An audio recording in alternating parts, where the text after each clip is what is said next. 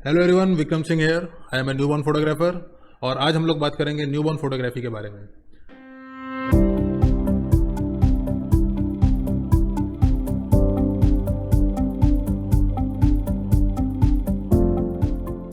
दोस्तों, newborn photography क्या है? बच्चों का अर्ली एजेस में फोटोग्राफी करने को न्यूबॉर्न फोटोग्राफी कहते हैं। अब अर्ली एजेस से मतलब ये है कि विद इन 1 मंथ, और विद इन 1 मंथ में भी अगर आप आइडियल एज की बात करेंगे तो वो आपका 7 दिन से 14 दिन की होती है। 7 दिन से 14 दिन की एज को हम आइडियल क्यों मानते हैं? उसकी वजह यह है कि बच्चे का बॉडी इसमें काफ़ी फ्लेक्सिबल होता है और उसको डिफरेंट पोजेस में रखना और उसको रैप करना बहुत आसान होता है। उसके अलावा बच्चा जनरली इस टाइम पे सोता ही रहता है, इसलिए उसको हैंडल करना भी बहुत आसान हो जाता है। इसलिए 7 दिन से 14 दिन की जो एज है उसको हम लोग आइडियल मानते हैं। वैसे आप 1 महीने तक की भी बच्चे की फोटोग्राफी कर सकते हैं अगर वो अलाउ करता है तो दोस्तों, जब हम न्यूबॉर्न फोटोग्राफी की बात करते हैं तो हम देख रहे हैं आजकल ये बहुत प्रचलन में आ गया है। स्पेशली जो हमारे मेट्रो सिटीज़ है वहाँ पे हम लोग ये बहुत देखते हैं। सारे पेरेंट्स चाहते हैं कि उनके जो भी न्यूबॉर्न्स हैं उनका जो अर्ली एजेस का टेंडरनेस, सॉफ्टनेस, क्यूटनेस है उसको कैप्चर कर लिया जाए ताकि वो मेमोरीज हमेशा चेरिश करने के लिए रहें उनके पास। तो इसी वजह से बहुत सारे पेरेंट्स आजकल अपना न्यूबॉर्न फोटोग्राफी करवाना चाह रहे हैं। ये एक once in a lifetime opportunity है और ये इसको सबको करवाना भी चाहिए। तो दोस्तों, आगे चलते हैं, बात करते हैं सेफ्टी प्रिकॉशंस के बारे में। क्योंकि जब भी हम न्यूबॉर्न फोटोग्राफी करने जा रहे हैं तो वहाँ पे जो सेफ्टी प्रिकॉशंस है वो प्राइम इंपॉर्टेंस रखता है। उसको जाने बिना न्यूबॉर्न फोटोग्राफी हमको करना भी नहीं चाहिए। और मैं तो सजेस्ट करूंगा कि आप हमेशा अपने साथ किसी एक आदमी को रखें जो बच्चों को हैंडल करना अच्छे से जानता है और वो बच्चे को हैंडल करे, वो बेस्ट है, ताकि आपका सारा कंसंट्रेशन जो है वो फोटोग्राफी पे रहे। और अगर ऐसा नहीं कर सकते हैं तो आपको खुद फोटोग्राफी में न्यूबॉर्न के हैंडलिंग और उसके सेफ्टी प्रिकॉशंस के बारे में अच्छे से जान लेना चाहिए, किसी डॉक्टर से मिलके या किसी नर्स से मिलके। तो दोस्तों, मैं एक ब्रीफ में आपको कुछ सेफ्टी प्रिकॉशंस जो जानना बहुत ज़रूरी है वो उसके बारे में आपको बता देता हूँ। तो पहला है, उसमें आता है हाइजीन। हाइजीन जो है वो मोस्ट इम्पॉर्टेंट है। आपके हाथ साफ होने चाहिए, आप जो भी प्रॉप्स यूज़ करें वो एकदम साफ होने चाहिए। आप कपड़े रखते हैं, कपड़े धुले हुए होने चाहिए। और कोशिश ये कीजिए कि सैनिटाइज़र आपके साथ हर वक्त रहे। जब भी बच्चे को आप हैंडल करने जा रहे हैं तो आप सैनिटाइज़र से अपना हाथ सैनिटाइज करते रहिए।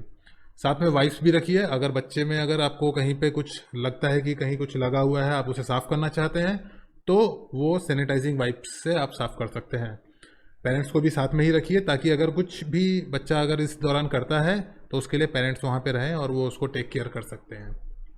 दूसरी चीज़ की अगर बात करें दोस्तों तो वो है टेम्परेचर। सराउंडिंग टेम्परेचर जो होता है वो भी एक बहुत इंपॉर्टेंट चीज़ है। ऐसा इसलिए है कि बच्चों का बॉडी जो होता है वो उसमें ब्लड फ्लो जो है वो बहुत अच्छा नहीं होता है हमारी तरह। तो उनका बॉडी जो है टेम्परेचर रेगुलेशन बहुत अच्छा नहीं कर पाता है। इसलिए हमको बच्चे को एकदम अच्छा एक कंफर्टेबल टेम्परेचर देना चाहिए। और वो कंफर्टेबल जो टेम्परेचर है वो आपका 27 डिग्रीज के आसपास है।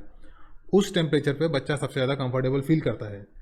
बट जब हम रैप करेंगे या हम किसी फर पे लेटा के उसको कवर करते हैं किसी दूसरे ब्लैंकेट या किसी ऐसी चीज़ से, तो उसका उस समय टेम्परेचर और ज़्यादा बढ़ता है, तो उसको गर्मी महसूस होती है। तो उस केस में हम लोग टेम्परेचर को घटा भी सकते हैं।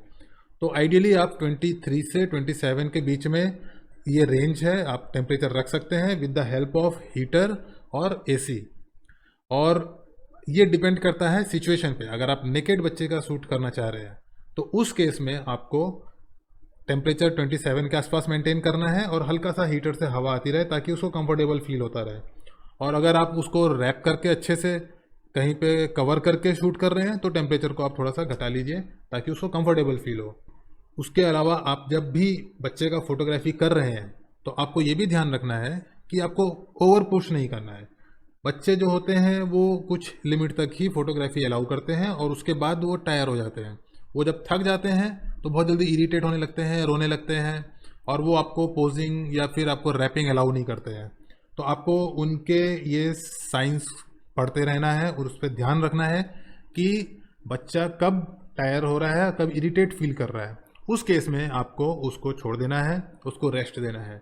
और मैं तो ये कहूँगा कि अगर आपके सफिशिएंट फ़ोटोज़ उस समय तक आ गए हैं तो आप फ़ोटो सेशन वहीं पे क्लोज कर दीजिए। जनरली आपका जो फ़ोटो सेशन होता है वह 3 से 4 घंटे का होता है, और उस 3 से 4 घंटे में जो मैक्सिमम टाइम आपका जाता है वो बच्चे की हैंडलिंग में ही जाता है। बेसिकली आप जो फ़ोटो शूट करते हैं वो तो 1 घंटे से भी कम में हो जाता है, बट जो रैपिंग करना है, जो पोजिंग करना है, उसमें बहुत ज़्यादा टाइम चला जाता है। तो जितना आप कंफर्टेबली बच्चे को रख के, जितना रिलैक्स करके बच्चे को आप फ़ोटो शूट करेंगे, आपके लिए भी उतना अच्छा है, आपको फ़ोटोज़ भी उतनी अच्छी आएगी, और जो बच्चे के पेरेंट्स हैं वो भी आप पे उतने कॉन्फिडेंट रहेंगे। तो ये चीज़ ध्यान रखना है, कभी भी पुश नहीं करना है बच्चे को, और कभी ओवर पावर भी नहीं करना है। ओवर पावर का मतलब यह है कि अगर बच्चा अगर किसी चीज़ को रजिस्ट कर रहा है तो आपको ज़बरदस्ती फोर्स लगा के उसको ये नहीं करना है, क्योंकि बच्चे बहुत वीक होते हैं। तो आपका स्ट्रेंथ के आगे बच्चे की स्ट्रेंथ कुछ नहीं है।